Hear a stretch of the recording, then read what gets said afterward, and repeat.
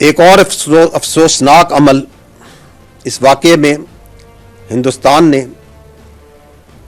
نیلم Jhelum hydro power project کو، اس میں نوسیری dam کے سٹرکچر کو نشانہ بنایا اور اس کو نقصان پہنچایا۔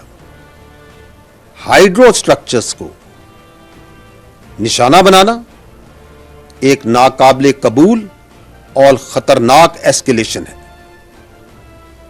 کیا ہندوستان پاکستان کے عوام کے پانی کو نقصان پہنچانا چاہتا ہے؟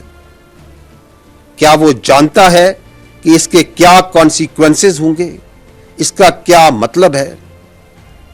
کیا انٹرنیشنل نارمز اور جنگی قوانین اور روایات اس بات کی اجازت دیتی ہیں کہ آپ کسی اور ملک کے پانی کے ذخائر، ڈیمز اور ہائیڈرو پاور سٹرکچرز کو نشانہ بنائیں؟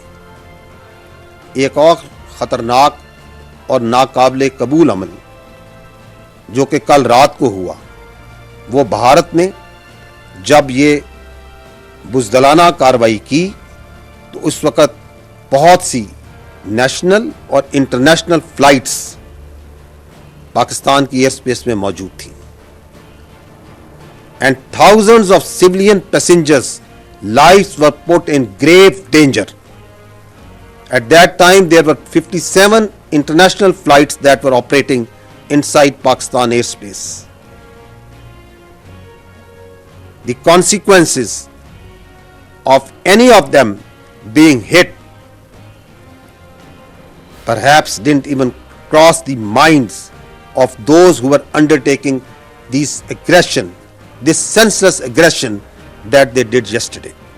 چونکہ یہ ایک ڈیولپنگ سچویشن ہے، تو جیسے جیسے واقعات آگے بڑھیں گے میں آپ کو ان تفصیلات سے آگاہ کرتا رہوں گا۔